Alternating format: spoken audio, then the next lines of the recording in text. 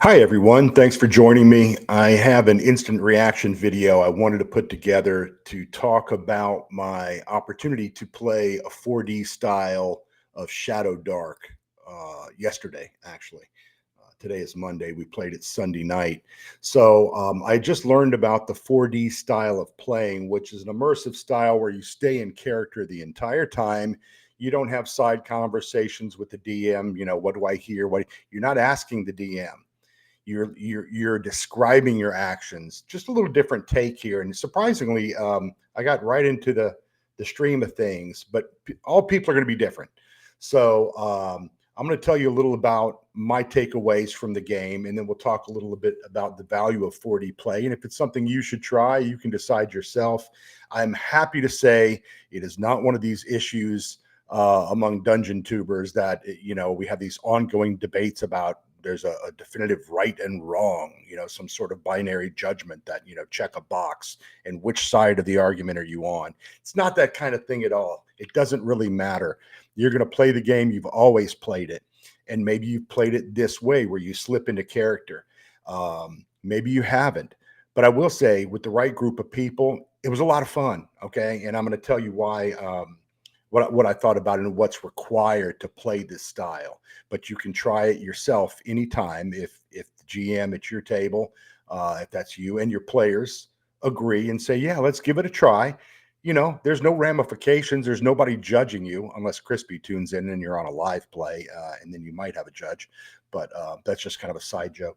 So let me tell you, I'm only 2 or 3 weeks into this and figuring out what is 4D, and I listened to the second watch YouTube cast here with Lord Mateus and those guys. And that's where I was exposed to it. And I was exposed to a man who has some great ideas on playing this style and a really smart guy, better with bacon. And James is online. You should follow all of these channels, but Better with Bacon is an up and comer. I think we're all kind of in the same spot. We've started doing this in the last couple of years, and we're just starting to grow. And we're starting to get people who like to listen to what we have to say.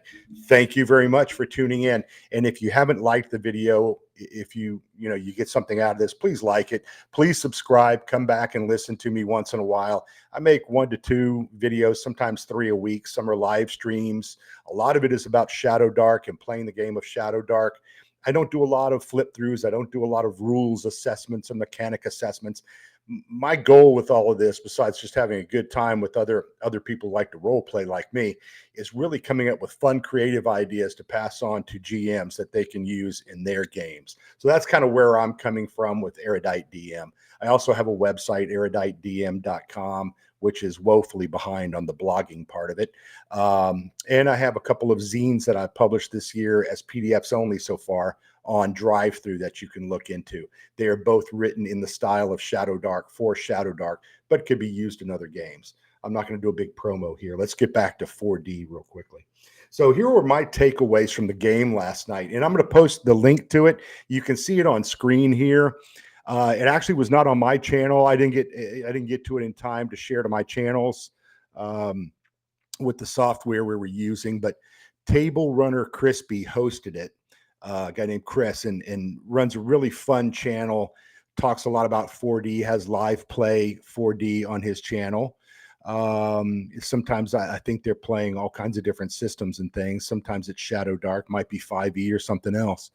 But he offered to run a game for me because I'd made a video a week or two ago about, hey, here's what I understand 4D role playing is, and here's what it means. And he hit me up on Discord and said, hey, why don't I just host a game? And Bacon kind of put us together. That's James Better with Bacon. So he was one of the players. And then a recent friend of mine, another dungeon tuber I've gotten to know, is Gabriel at Watcher DM. Check out all their channels. I'll have them in the notes. Okay. These are all people you'll like to listen to and you'll learn stuff from and kick around fun ideas. We all got together and decided, hey, let's play just like a 2-hour, hour-and-a-half game, and we'll try it to see. Let's see if we can do it, okay? Because it's a little trickier than it sounds, and it's exciting. I was a little nervous getting into it, but there was nothing to be nervous about. If you make a mistake, you just kind of smile and grin and keep going. But the thing is, We're not making jokes. We're not making Monty Python references or, all the things I'm guilty of in my other games, like my Monday night live stream. We play very, metagamey. We're talking about the scenario. We're making side references, and that's okay. There's nothing wrong with that. But 4D is more, hey, we're going to do something at the table here, or even if it's a VTT, that's unique and different. Let me jump into these points. The first one is that my first takeaway is it was very fun. It was exciting. The game really came alive. Okay, it kind of popped at the table, and it was a different experience. I was speaking as, I think his name was Vanagar, who was a sea wolf in which is like a Viking raider from Cursed Scroll 3 in Shadowdark, and that's who I was playing. And then Bacon was playing a fighter, a Viking style fighter, and then Watcher DM was playing a seer, which was interesting because he had those kind of skills where he could see the future and had to do those little prompts. And he and Crispy, who was the GM, worked that out, and I think handled it really well. So it's fun. It's exciting. It has a different flavor. The game, it sounds different. It feels different. Your mind acts differently in the moment of the game. It requires some competency with the rules. And I would say the better you know whatever rule set you're playing, if it's OSE or whatever, you need to kind of know the rules. If it's a new player, it's a lot to ask for them because they're going to have questions about the mechanics and the die roll and what do I use here and that kind of thing. Nothing wrong with that. We all had to learn the games, right? And that's fine. But that's a lot to put on someone to ask them to do that and stay in character and try to play the game. So whatever game you're going to try it with, make sure it's one you know really well and everyone else at the table knows really well, including the GM. And just roll with it. The GM will make some decisions as they go, and they'll tell you pass or fail. You don't want to start arguing about modifiers and all that. That's not the core of the game. The rules are essential, and we're going to follow the rules, but it's going to work a little bit differently without a lot of extraneous questions and stopping of the immersion and stopping of the game. Okay, because we're going to stay in character. My third point was it does require a lot of self-discipline, a lot of patience, and something for me that I struggle with is listening. Self-discipline, patience, and listening. I've been in sales for 30-something years in marketing and advertising, and I can tell you I've always struggled with not talking over people, not interrupting. If you know Joe the lawyer, he and I in some ways are cut from the same cloth. We talk too much. And I hope that's not the case on this video. I'm almost 8 minutes in already, and I'm only on my third bullet. So you will have to go into it with a different mindset. You'll have to be patient, let others speak. And if your GM organizes the table, if it's a VTT correctly, it'll flow and you'll easily see who has a turn. And you'll stop and you'll wait for them to speak and to finish their thoughts and finish their turn. The speaking of the dialogue among the GM and the players is a lot slower. And most of the dialogue at the table actually is between the players when we're talking, or we're talking to an NPC or to a monster or something. We're not talking back and forth with the GM. The GM is only making, small comments and then describing the scene. They're not having dialogues with us about our character sheet and things like that. Got to know all that. The fourth thing was, I think the GM and the players are both role playing. It kind of felt like, a lot of games, it just feels differently when we're what I call beer and pretzel style, where I'm talking with people and I'm making comments if I'm the GM and I'm talking about things outside of the game or making a reference and a joke. The GM here, Crispy, was not doing that. He was only laying out the world for us and describing the scene and what we're seeing at that moment. And when it came to my turn, I described what I am doing, what action I am taking. And I don't mean a gamey action unless that's necessary, but I would try to put it in terms of what reality might look like. Instead of just saying I attack, I would say I lift up my great axe and I slash at the throat of the witch, that kind of thing. I think there was something like that in the game. So we're trying to be descriptive too with our actions, and it just gives it this really rich, fun flavor. And you're going to screw up and you're going to fumble words. It's totally okay. Everybody does that. But if you're trying to do this the right way, you'll instantly get it. And it's like, wow, this is really fun. Everybody's engaged in the game. And it is kind of a, I think the term we used here was a social contract, right? You are saying, hey, I'm going to try my best at this. So you and you and you and you all have a fun time just like I do.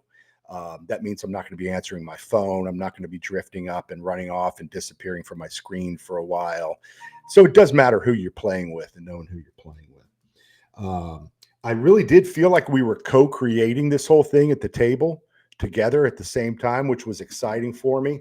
I was able to add little descriptions and nuances into my speech when it was my turn to talk that added a little more to the story. Maybe I went into a room and it was described for me what I saw, and then I just rolled with it. And I mentioned maybe something I find at my feet. Well, he didn't tell me there was a log at my feet. I just make that up. I pick up the log, and I put it back on the fire and I hold the torch down and I start a fire. You're running with it. You're making up and you're creating as the GM is creating too. And that's a fun thing because a lot of times in most of our games, we're just reacting. We're just reacting to what they're laying out for us, and we're staying within what we see. We were doing mostly theater of the mind. He was only showing screens. So you see it up here on the screen with me. That is what you want to look for. And I think the other three guys all have it on their channels. You can go back and watch it. I think it's only an hour and a half. We only played about 90 minutes or so, but it will give you a fun idea of how 4D action works. The next point was the mechanics are pushed into the background. And I think I've made this clear is other than saying, when it was my turn to attack, I swing with my axe and I slash upwards from one knee and I'm trying to cut the legs out from under the troll, that kind of thing. And then you make your roll and you roll your damage. You don't ask, okay, can I roll now? You just roll the dice and say 15. And the GM looks and checks real quickly and says success. And then they tell you, what happens. And you can add when it's your turn to swing, you're co-creating together. It's so much fun. But the mechanics are not a chunky thing where we're proudly talking about modifiers and, but this, and I get this skill. You need to know all that. And the GM needs to trust that you know all that. And you talk about them before the game. If there's any spells or things you don't understand how they work, figure it out before you start, right? And how you're going to play this and talk about it with your GM. So a little bit of prep is necessary. I found myself concentrating much greater on this game. There was no checking my phone or looking at another email on the other screen here. I didn't have time for that. I didn't have time for anything else. I was making sure I was listening to the other players and waiting for my next turn. And I knew what happened because if you zone out for a few minutes, you don't want to ruin it for everybody. Go, I'm sorry, I wasn't paying attention. Where are we? What happened? That might happen if family life gets in the way and you have a little emergency to deal with, and everyone will understand that. And then you get right back into the game. So, don't take this stuff too seriously. We're just trying to find a different way to play that's more fun or can be more fun on occasion. Let's see. I think what's another thing that's required is a good GM who can role play, command the game simultaneously, and also is skillful with description and impromptu or improv. All of you, in fact, need to have some competency with improvisational skills. You need to be able to listen to how the game is developing and run with it and play with it on the fly. And some people struggle with that. And if you can't, it's just too upsetting a thing or maybe too stressful, then don't do this. It's okay. Play the way you've always played. Again, what I said at the beginning, this is not a judgment about you must play 4D or you're not playing the real style if you don't play 4D. Nonsense. This is just a different style of play that you might get a kick out of. Okay. So nobody's going to think badly of you if this isn't your bag. So those are my main takeaways, just stuff that I thought about overnight. This is the next morning after we played this. Another random thought. I don't know if this game would work well at a convention. I don't know, because at a con game, and I don't have extensive con experience, but I was, at North Texas in Dallas last summer, and I got to play a lot of different games. First off, I was playing games that I wasn't that familiar with. I knew, DCC or Horde Wars, Shadowdark, and things like that, but I didn't know DCC or Horde Wars or some of the other odd games I was just exposed to. I didn't know them well enough to have that competency to play this style and focus totally on my character and the immersion at the table in my character. Plus, my character was just thrown together in most cases instantly right there for that game. So Crispy may come back and tell me I'm wrong. I probably am wrong. I'm sure people can do it at a con. In fact, I know Watcher said he had been at a con just yesterday before we played, like a youth con or something in his part of the country, and he had run games all day for like teenagers, and he took them down this road. Okay, you're not going to ask me this. You're not going to ask me, do I hear anything at the door? You're going to say, I listen. I step forward and I listen at the door. I press my ear against the wood, listening for any sound I might hear. And that's all you have to say. The cue is then the GM's going to pick it up and go, you hear a thump beyond the door, dum dum dum dum dum dum, and they're going to describe it. So it just takes a little practice in switching around the way you do things. Okay, so maybe it would work at a con. Maybe we'll ask Gabriel or Crispy or Bacon to give me some more thoughts on that. They probably have more experience with it. So the other thing I wanted to mention here before I wrap this up is I will definitely play 4D style again. I won't play it all the time. I won't play it tonight when we do our Monday night adventures group with Gothridge Manor. You know, that's Tim Shorts, Paul Turner, who's Flint Fireforge, is taking a break, but Vance and Ken and Chubby Funster, Greg Christopher is going to be our guest GM. He's been hanging out with us for a few weeks, having a great time with that. And one of his buddies, Luke House, is playing with us also. So we won't play that style tonight because it's a different group of friends, and we just prefer to play a different way. It's all good. So I think the last thing I'm going to add to this is know your group. No, and I say this as an old sales guy, right? Know your audience, know who you're speaking to, what their expectations are, how they interpret and imagine fun at the table, and then make sure it works for everybody. If it doesn't work for everybody, then don't force it on anyone, right? Just have a good time however you're playing your role-playing games. I hope some of this is helpful for you. I think later in the week, on Wednesday, I'm going to talk with Bacon. I'm going to have him here on the channel, and we're going to dig into this a little bit more from different angles, and he can give me more things to think about. And I hope you'll watch that one as well. If you liked this one, go ahead and like it right now, please, and subscribe if you're new to this channel, Erudite DM, and you like to have these kind of discussions. Ain't no big production values here. I'm hardly going to edit any of these. I hardly ever edit anything. I just get on here and talk with you. It's more like a radio show or a podcast than anything else. I don't have time for all the other stuff. But if you enjoy this, hey, I'm glad to meet you. And always, anyone who's ever followed my site will tell you, if you comment, my phone dings and I will answer 9 times out of 10 right then and there. And I really love the support and a little bit of quote success I've had in the past year with doing this. It's all been about meeting new people and other gamers, because when I was a kid, this didn't exist, right? In the late 70s, early 80s. The people in my D&D world were the people I rode the bus with, or the people I went to school with, the people I was in class with. And that was the extent of my network for gaming, maybe going to a game store once in a while. We didn't have all the stuff we have today. So I'm here to meet people and talk and share ideas. And if you disagree with me, it's totally cool. I'm not one to waste time on. I'm interested in hearing your opinion, whether you agree with what I'm saying or not. But every once in a while, I get a hothead who wants to tell me I'm wrong about something. Hey, that's great. That's fine. You're entitled to your opinion. Who's next? You know, and we'll keep talking. So do leave comments. Do tell me what you want to talk about.